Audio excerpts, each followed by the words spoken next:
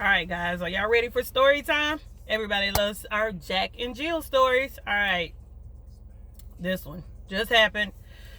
Woo! All right, bear with me. So, Jack and Jill love story. Jack met Jill, okay? Jack fell deeply in love with Jill. Jill was bougie. Jill wanted things that Jack couldn't necessarily give her, but since he loved her so much or fell for her so hard, he wanted to give her everything, okay? The problem, Jack moved to another city because Jill got a job offer there. No problem. Jack left his home or his apartment. Jack had an old car that worked just fine and it was paid off. However, Jill felt like she didn't want to ride around in a car like that, so Jack upgraded to a brand new 2020. Why not? Hey, got good credit. Okay, Jack, I see you.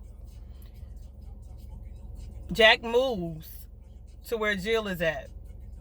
Jill gets an apartment there. However, Jack has good credit, so he co-signs on the lease, okay?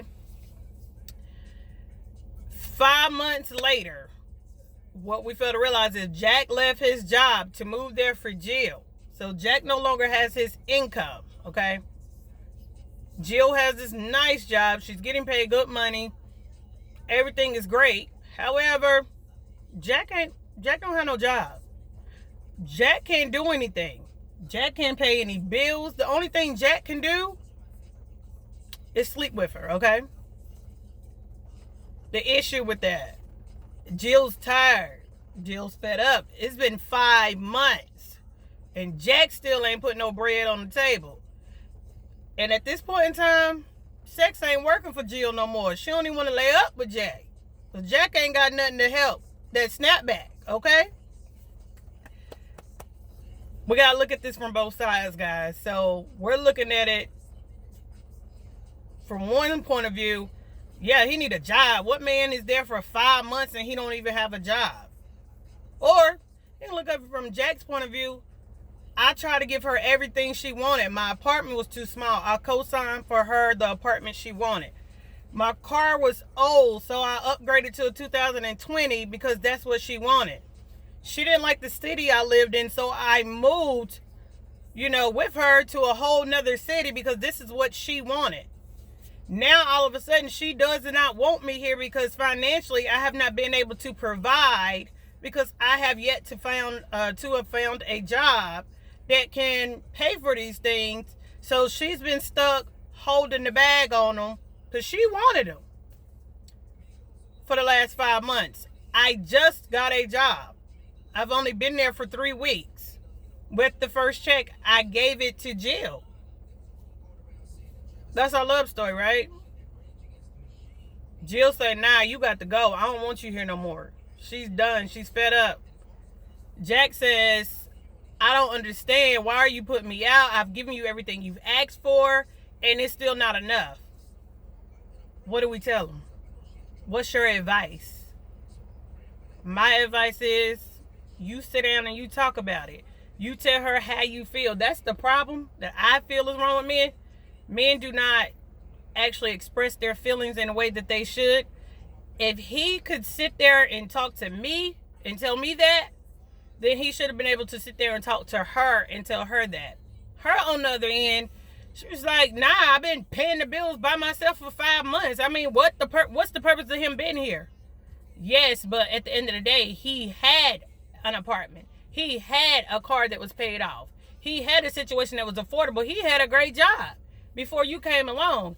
Him trying to provide for you caused him to lose everything that he had almost. Now he's scraping and scrambling trying to get things back.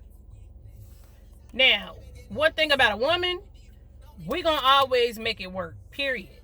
We don't take no breaks. Like I tell people all the time, I work 5 jobs. People think I'm crazy. No, I'm not crazy. My hustle is that hard.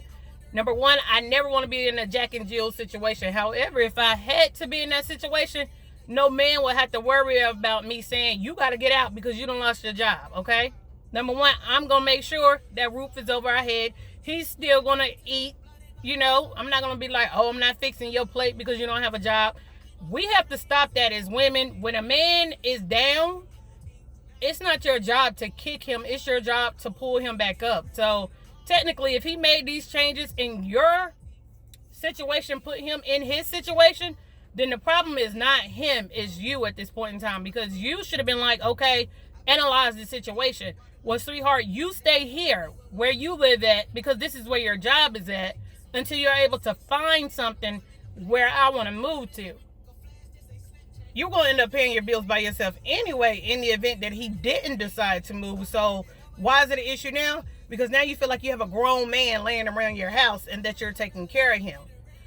The part you failed to realize is when he was handling things, when it was his apartment, his car, his everything, and he was able to provide with that extra money that was there, the things that you wanted, it was okay.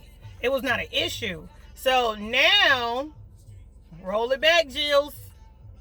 You got to stand there and you got to take ownership for what happened in the situation. So as much as I want to be like, I feel her like, yeah, you can't, you know, a man that don't work, don't eat, you can't say that in a situation like that. That's why I tell everybody, it's always two sides to the story. It's always more than one way to look at a situation. This situation is hurtful, mainly because any man who has done that much to try to make a woman happy and she still isn't happy, then from the get-go, they shouldn't have been together.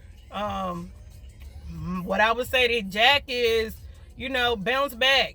As a man, you should have some type of hustle. All women got to hustle. I don't care who it is. They're going to find a way to get it. As a man, you should be able to do that. As a woman, don't go into a relationship with somebody if you are not ready to hold them down in the event that something happens. Those are things that you talk about up front in a relationship. When you sitting there and you having that conversation with that man, me as a person, I don't just want to know your favorite color or your favorite food or your mama name. That stuff is going to come. I want to know real detailed questions. In the event that a situation happens like this, how do you react?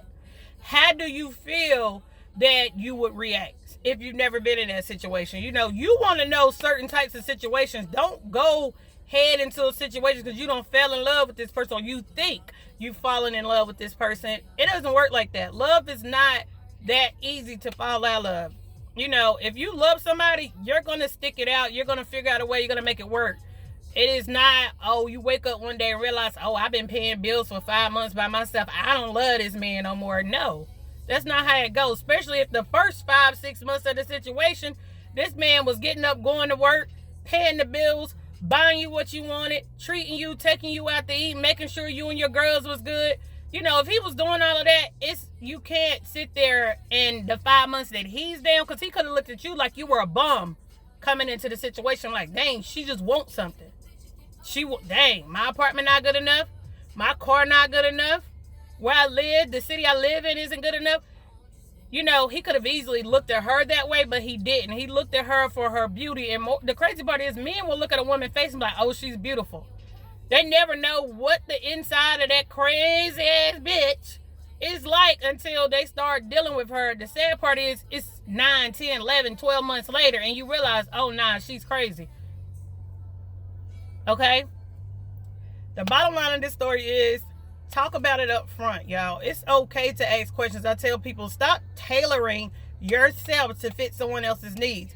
In the beginning, from the beginning, if she was saying, listen, your apartment is too small, your car isn't new enough, you know, the city you live in is trash, I understand. She wants you to upgrade. However, if she didn't come fully equipped, then she ain't got no business to be trying to upgrade nobody at that point in time. What she should have been saying is, baby, let's talk about it. You know what? I don't like this apartment. How about we save up our money to get a bigger place? Or, baby, your car is really old. My car is new. You know what? How about we pay my car off and then we save up some money and we go get you a brand new car? Or, you know what? This city is just too small for me. You know, I feel like you probably should have outgrown it, but it's okay. I want to move to a newer city. I want to try new things. You know, we're young. We don't have kids, or Maybe you do have kids. I don't know. The thing is, you talk about those things because he probably was fully okay with being able to chill in his little old city that he's probably born and raised in, versus her, you know, she's probably a small town little girl wanting to live a big life. We don't know what it was. Unfortunately, I didn't get that many details on the situation. What I shared with you guys is what I got. They need your help. Leave a comment. If you like this video, make sure you subscribe. It was good talking to y'all. I'll be back in a few minutes with like 3 other stories because like 5 other people done hit me. But I'll probably get around to at least 3 of them today. Subscribe to my channel. Again, this is your girl, Jane of All Trades. Check it out.